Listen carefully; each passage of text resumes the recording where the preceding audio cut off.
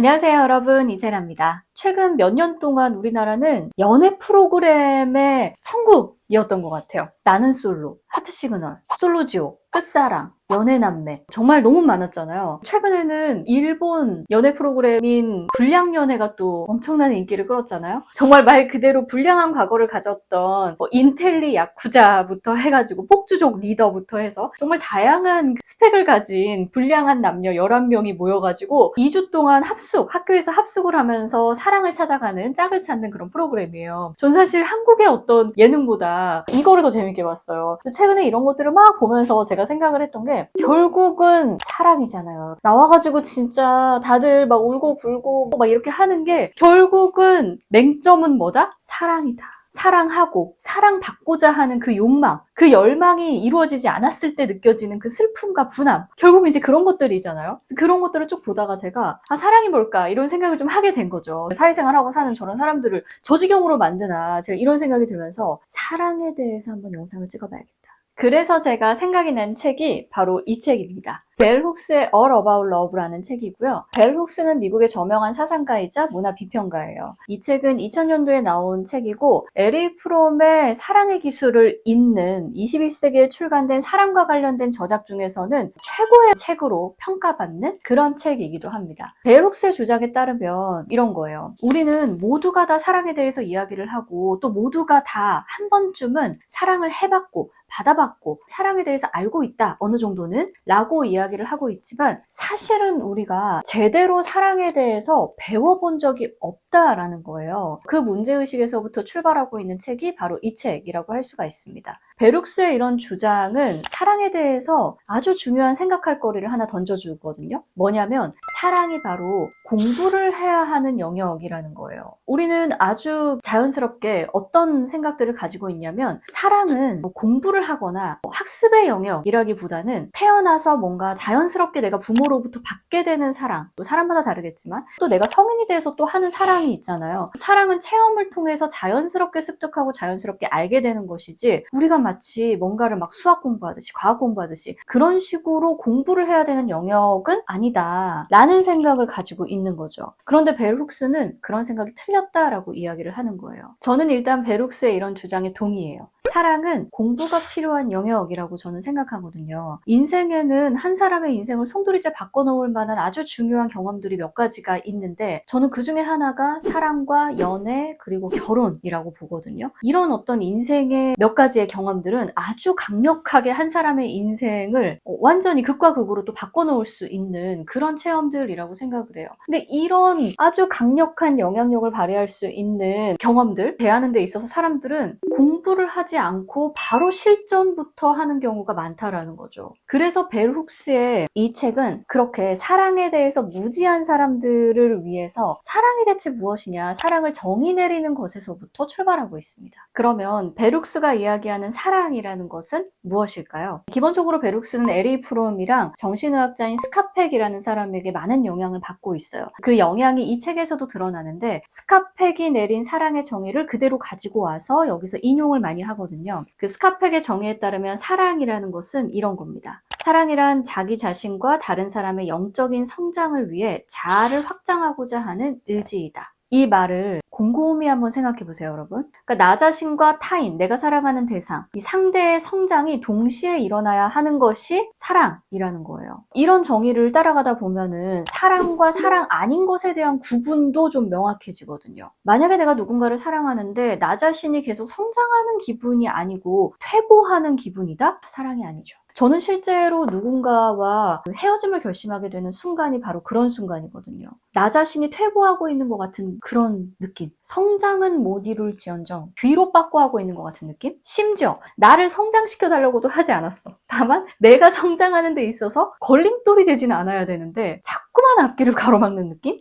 이러면은 저는 이 관계는 좋은 관계가 아니다. 이것은 사랑이 아니다 라고 저는 딱 결정 내리거든요. 또 다른 하나는 이런 거예요. 진정한 사랑은 돌봄과 헌신, 상대에 대한 신뢰와 인정, 상대에 대한 책임감과 존중 등이 모두 결합된 것이다. 이거 딱 들으시면 너무 뻔한데? 라는 생각을 하시는 분들이 분명히 계실 거예요. 근데 여러분 잘 생각해 보세요. 너무 뻔하지만 이렇게 정말 사랑해 본 적이 있으세요? 이런 사랑을 정말 받아본 적이 있으세요? 받아봤다.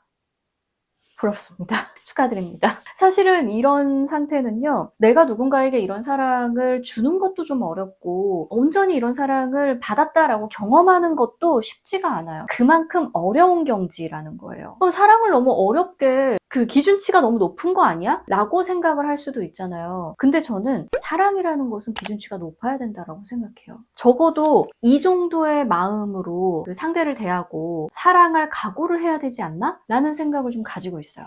그래서 오랫동안 못하고 있는 걸까요? 만약에 이런 정의가 너무 좀 추상적이고 포괄적이다 라고 생각이 드신다면 반대로 이렇게 한번 생각해 볼게요. 우리가 사랑이란 이런 것이다 라고 두 가지 정의를 지금 얘기를 했잖아요. 근데 이 두 가지 정의가 너무 추상적이고 나에게 좀 멀리 느껴진다 하시는 분들은 반대로 사랑이 아닌 것은 무엇인지를 한번 생각해 보시면 좀 더 쉽게 다가오실 수도 있을 것 같아요. 베룩스에 따르면 사랑이 아닌 것은 무엇이냐면요. 감정이에요. 이게 무슨 말이냐. 사랑은 감정이 아니라 행동이라는 거예요. 우리는 보통 사랑을 이야기할 때 감정으로 생각하는 경우가 많이 있거든요. 뭐 예를 들면 내가 누군가를 보면서 가슴이 떨려요. 이 사람을 생각하면 너무 뭔가 그립고 애틋한 마음이 들어요. 그러면 우리는 어떻게 생각하죠? 아, 내가 사랑에 빠졌구나. 나 이 사람 사랑하는구나. 라고 이야기를 하죠. 그래서 실제로 많은 영화나 드라마에서 고백의 순간에 그런 이야기 많이 하잖아요. 나 널 사랑하나 봐. 너가 자꾸 생각나. 네 이런 적이 없었는데 눈만 뜨면 네가 생각나고 눈을 감을 때도 네가 생각나고 너를 막 생각만 해도 가슴이 두근두근 터질 것 같고 뭐 이런 거 많이 얘기하잖아요. 그거를 이제 사랑의 지표, 사랑의 어떤 증거로 삼는 거예요. 그런데 그거는 그러니까 누군가한테 내가 끌려하고 있다라는 지표는 되어줄 수 있을지 몰라도 그것 자체가 사랑은 아니라는 거죠. 이거는 좀 이해가 되지 않으세요? 두근거림만으로 사랑이 지속될 수는 없잖아요. 사랑을 지속시키는 것은 결국은 행동인 것인데 그 행동이 뭐냐면 다시 처음의 정의로 돌아가서 상대에 대한 존중과 헌신과 그런 마음가짐뿐만이 아니라 그런 태도와 행동이라는 것이죠. 이런 구절들을 보다 보면은 우리가 오랫동안 어떤 감정 자체를 사랑이라고 착각해왔구나 라는 생각을 좀 하게 돼요.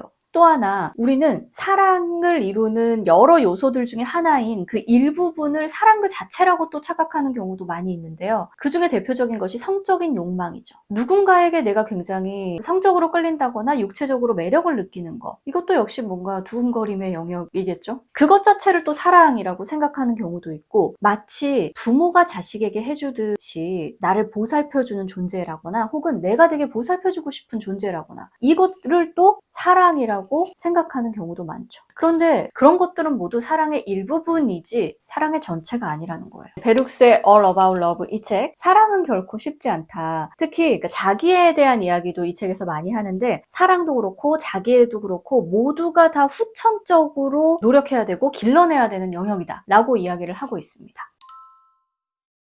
또 하나, 저는 이 건강한 사랑이나 건강한 남녀 관계를 가로막는 가장 큰 원인 중에 하나가 남자와 여자는 근본적으로 다르다라는 생각에 있다라고 보거든요. 무슨 말이냐 하면 한때 이런 말이 막 유행했던 적이 있어요. 남자는 애 아니면 개다. 들어보신 적 있지 않으세요? 저는 이 말이 너무 이상한 거예요. 그러면 내가 평생 사랑하고 함께 해야 할 어떤 존재들, 그 대상이 되는 남성이라는 존재가 애 아니면 개라는 것은 내가 평생 그러면 애 아니면 개만 상대해야 된다는 거야? 이런 생각이 들잖아요. 물론 애도 개도 너무 좋죠. 애, 개를 지금 비하 발언을 하는 것이 아니고요. 사람마다 애 같은 면이 있을 수는 있고 좀 표현이 좀 이상하지만 개 같은 면이 있을 수도 있거든요. 근데 어떤 한 존재를 정의하는 데 있어서 애 아니면 개 라고 정의를 내려버리면 더 이상 그 대상과 무슨 대화를 할 수 있으며 동등하게 어떤 일단 대화를 할 수가 없는 존재가 되는 거잖아요.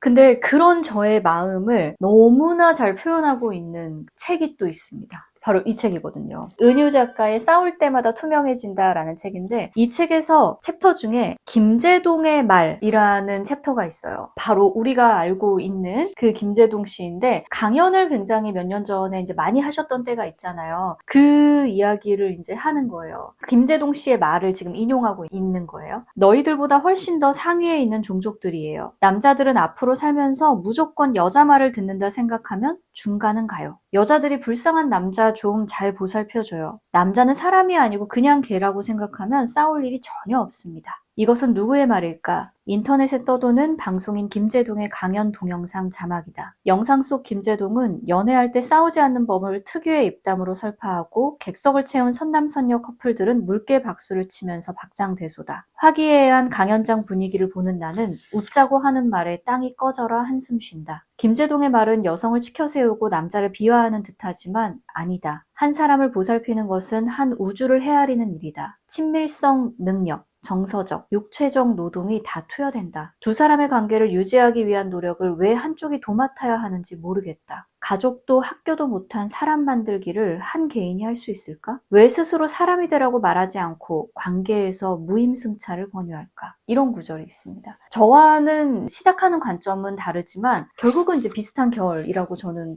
보는데요. 그 유명한 광고 카피잖아요. 남자는 여자하기 나름이다. 이런 말들은 결국은 어떤 관계가 망하지 않는 것의 그 책임이 결국은 한쪽에 있다라는 것을 이야기를 하고 있기도 하는 거거든요. 근데 세상에 그런 관계는 없거든요. 어떻게 한쪽이 잘해서 유지가 되는 관계가 있을 수 있으며 그리고 그게 얼마나 또 오래 갈 수가 있겠어요. 그래서 이런 말들은 결국은 굉장히 어떤 연애나 사랑에 대해서 대단한 어떤 지혜를 보여주고 있는 것 같지만 사실은 굉장히 그릇된 생각들을 설파하고 있는 것이죠.